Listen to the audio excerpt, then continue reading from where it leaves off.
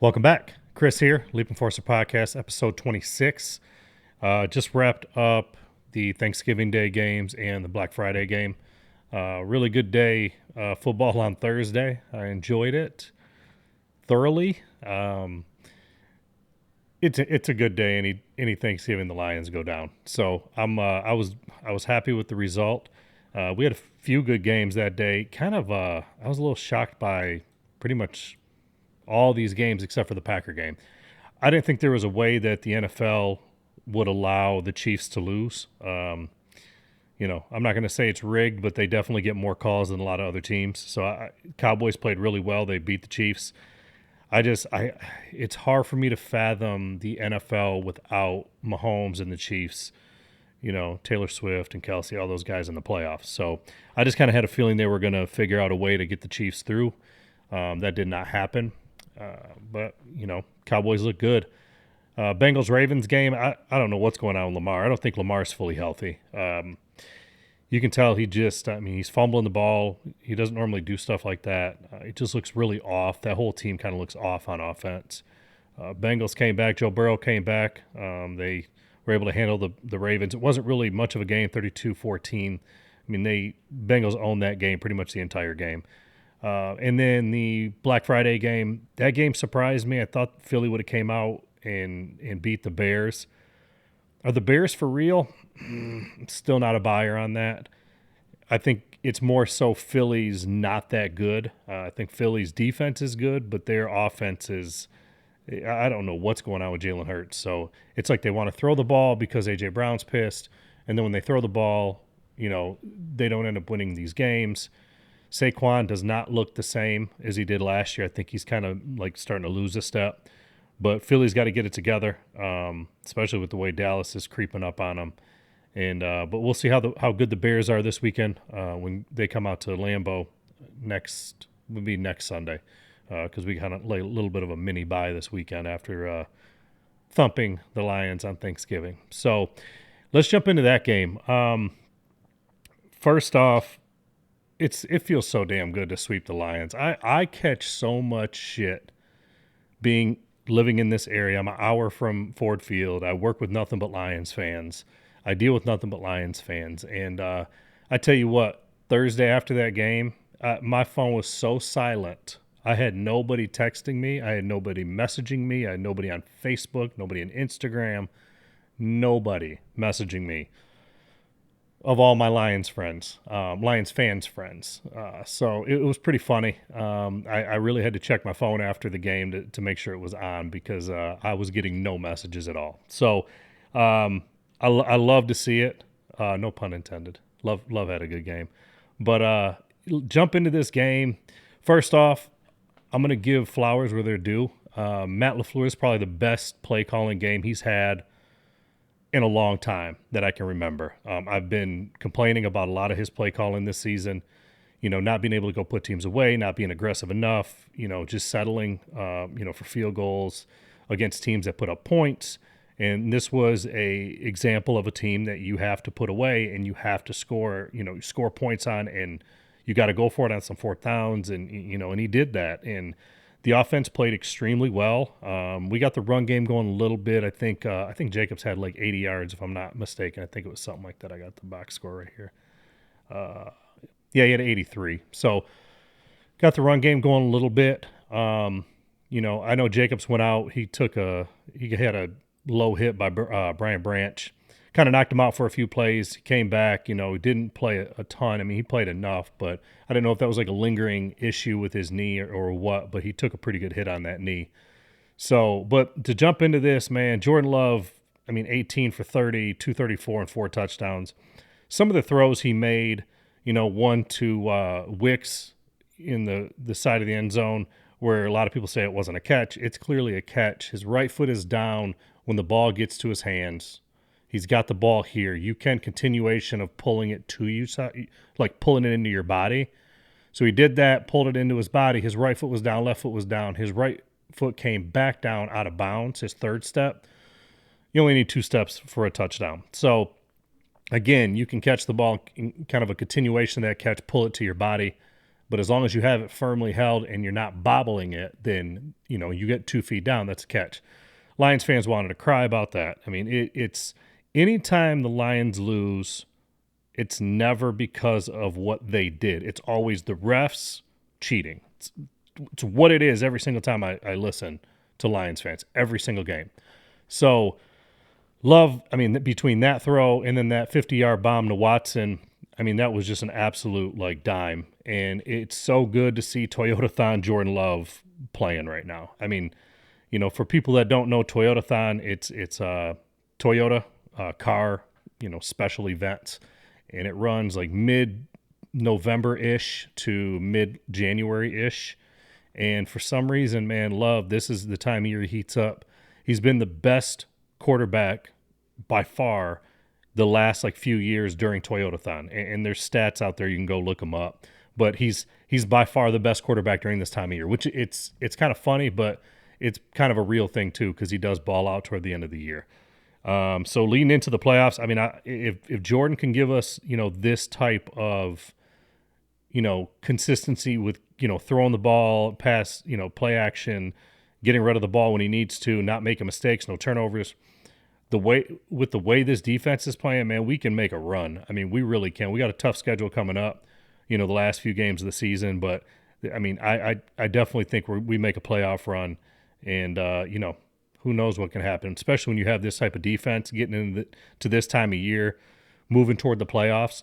I mean, defense wins titles. So if we can just get enough out of this offense, put up, 20, 24, 27, 31 points, I think that's going to be enough to beat, most teams in the NFL. So, talked about Wicks. Wicks had a monster game. He went 6 for 94 yards and 2 touchdowns, played phenomenal, had a hell of a catch on the, 4th down play at the end of the game to seal the victory, which was it was definitely it was a ballsy call by LaFleur. I think they were on the Lions 45. I want to say there was a minute 40 something, maybe minute 48 left. And, they dropped back 4th down. They didn't want to give the ball back to Detroit, which I can respect. And he dropped back, made a hell of a throw to Wicks. They were coming on a blitz, and Jordan Love's one of the best quarterbacks against the blitz. So I was okay with them blitzing. And Wicks lost his shoe when he went up for that catch to come down with it, came down with it, game over. So hell of a game by Wicks. Watson had a really good game. Watson is kind of clearing himself of the clear-cut one. I know people talk about Dobbs, but Watson's just that guy that makes so many big catches for us. And anytime you need a big play, it seems like Watson's that guy for you. 6'4", I think he's 225, big receiver, good with his hands. He's a matchup nightmare for most corners, because most of your corners are around 6 foot, 6'1", 5'11". A lot of those guys aren't real big. So Watson definitely has a size advantage. So it gives Love a big, target, especially after losing Kraft. It still gives him, a big target to throw the ball to, and Watson has some speed on him. So good to see Watson back, and, to see this offense move the ball the way they did. Jump on the defensive side of the ball. Micah is a game wrecker. Anybody that says Micah's not worth the money, anybody that says, you shouldn't have paid him this type of money, Lions fans talking, we got Hutch, we don't need Micah, that's hysterical. Myles Garrett and Micah Parsons, in my opinion, are two of the game wreckers in this league. They're probably the two that will single-handedly ruin a game. I feel like they're on a tier by themselves. Then you get that next tier players. You get the Crosbys. You get the maybe throw Hutch in that mix. But Hutch has not been the same since that leg injury. And I know it's a difficult injury to come back from, because it was a similar thing that I had happen to myself a couple years back. I'm not playing football on it, but it's just an injury that it kind of lingers, and it takes some time to get some confidence back in that leg. But you didn't even know Hutch was on the field on Sunday. Thursday for the most part. So, but Micah he set a record. He's the first defensive player with 12 or more sacks in his first 4 seasons in the NFL.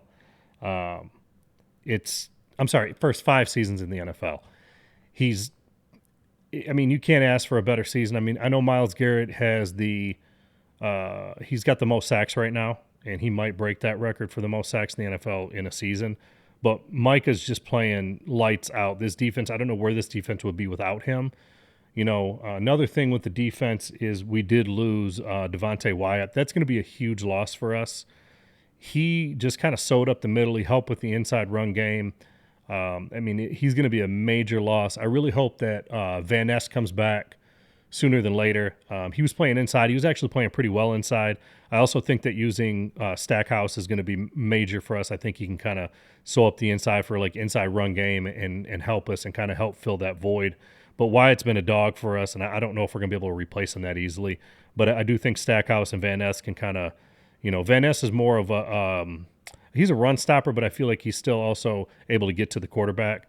Stackhouse is more of that guy that just kind of sews up the middle of the field. Kind of reminds me of like what TJ Slayton did for us the last couple years, who's in Cincinnati right now. So going back to the defense in totality, a lot of pressure, on Goff. There was a couple times Goff just, was able to have some time, and that's when he found some open receivers. We kept Jahmyr Gibbs in check, and Gibbs is probably one of the most dynamic players in the NFL. I mean, he's top 2 or 3, depending on what route you want to go. He's got all the speed in the world. He can catch the ball out of the backfield. He's phenomenal in between the tackles. He's phenomenal if he gets outside. And we were able to, hold him to 68 yards rushing. I think he had like 3 catches for I think it was like 18 yards or something like that. So he really didn't do much against us. J-Mo was really the only one that had a game. And again, he's another dynamic receiver for them. Super fast. You can get open in space. And we played a lot of like soft zone. I feel like J-Mo was just kind of finding the weak spots of that zone. So, but outside of him, really nobody really did anything. I mean, Montgomery had a touchdown, Tesla had a touchdown, but nobody really stuck out and did much. Goff was under pressure a lot, so it allowed, our corners to kind of, play a little bit more free. Carrington Valentine's been playing phenomenal for us. Nixon played okay. Our safeties are playing really well, McKinney and Evan Williams. Evan Williams, there was one of the plays he come through the gap and stop Gibbs like, if he wouldn't have did that, Gibbs may still be running in Detroit. There was just a hole, and Evan Williams played that so well. It just, one of those gap runs, and he just played the position exactly how he was supposed to. Came down out of safety and just, hit Gibbs in the backfield. You couldn't play it up any more perfect. So our defense is playing really well, man. Our corners are playing solid right now. Our safeties are playing phenomenal. Our linebackers are playing good without Quay Walker. Our front four, Mike is just wreaking havoc on teams. And this time of year when you start getting into crunch time and some of these games, you got to start putting games away. And, these close games, like you got to have a defense, you got to have a closer. And I'm glad that Jerry decided to trade Micah to us because, our defense is such a different team with him. And I miss Kenny Clark at times, but Mike is just another animal. So I know St. Brown was out, just to kind of jump into that game a little bit, that part of the game. St. Brown went out early in the first. Would he have made a difference in the game? Possibly, but I also feel like, J-Mo ended up with a lot of those throws that would have been thrown to St. Brown. St. Brown's had a lot of drops too, so I'm not going to say, St. Brown was out, that's why we won. That's what a lot of Lions fans, tell me. But I'm going to say that St. Brown being out did help some of the secondary, for sure. But, Green Bay played such a good game on all levels. Our special teams played well. Our defense played phenomenal. Our offense looked, very consistent. They were moving the ball. There was rhythm. Jordan Love looked like Toyotathon Jordan Love. So it's so good to see. We got a big game coming up next week with Chicago, essentially for the lead in the division. So we got a lot of football left ahead of us. We got some really crucial games coming up. On the Lions side of things, they're in a world of trouble. I think they play Dallas and Detroit next weekend, and I think it's next Thursday actually. And if they lose that game, I don't know how they're going to make the playoffs. They're going to be in a world of hurt trying to make the playoffs. So, Detroit, a lot of people were high on them. At the beginning of the season, I talked about Ben Johnson and Aaron Glenn being gone. A lot of people are like, no, we'll be fine with the coordinators being gone. We're good. We got guys in house. Ben Johnson has turned around the Bears, franchise. I still don't believe they're that good of the record. I mean, they're 9-3. I don't think they're a 9-3 team. They've had a very weak schedule leading up to, Philly. And, we'll see. Philly's not that good right now, so we'll see how Chicago is. But, Aaron Glenn hasn't done anything with the Jets. But losing those coordinators, man, it's been a big loss for the Lions. And honestly, from an outsider looking in, again, you guys know that I watch some of the Lions stuff because I have so many friends that are Lions fans, so I cover some of the Lions stuff, just because, and they're in our division, so we always kind of wonder what they're up to. Dan Campbell, you're going to live and die by Dan Campbell. And Dan Campbell, it's great when you go for all these fourth downs and you want to be aggressive, but, going back to the Packer-Lions game, Thursday, there was a time they were down 10, and fourth quarter, 10 minutes left, they go for it on fourth. Like, it's a two-possession game. Kick the ball, take the three, make it a one-possession game. You're going to get the ball back. There's 10 minutes left. That's the type of thing, like it's a two-possession game no matter what you do. Whether you score a touchdown now, it's still two possessions. Take the points on a fourth down, because if you don't get it, then guess what? You're still down 10. You're still down two possessions if you don't get that fourth. What happens? He does it and doesn't get the fourth. We get the ball back. I'm glad he went for it, but it's just those are the things that Dan Campbell, I really feel like is kind of costing the Lions games at times. Cost him in the playoffs, cost him, Thursday. He takes a lot of very, very aggressive play calling, and it was kind of funny because LaFleur, put the shoe on the other foot this game and kind of play called a lot like Dan Campbell does at times. Went for it on fourth at the end of the game. He knew he had to put up points. He knew he had to close that game out. Didn't want to give the ball back. So, kudos to LaFleur. But, Dan Campbell, I think at the end of the day, he is costing the Lions games. And now people are like, oh, is he the answer for the future? Like, Dan Campbell's a good coach, but he's great for locker room. He's great for mentality of a team. But I don't trust his play calling. I definitely think that they need to find an answer there. That's just my opinion. But anyways, moving forward to we got a really good set of games coming up on tomorrow, Sunday. A lot of meaningful games coming up. I mean, there's some, like especially in the AFC, there was let me go back to this schedule. I got it pulled up here. Some of these AFC matchups have a lot of playoff implications, like the Texans-Colts. Texans are making a push for the playoffs. The Colts are trying to sustain where they are. Then you got the Bucs have to go out and beat the Cardinals. They got to sustain where they are in the playoffs in the NFC.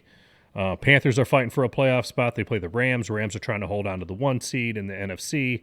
That's going to be a good game. The Seahawks need to beat the Vikings, for their playoff positioning. Bills-Steelers, a really good game. Both those teams are vying for some playoff positions.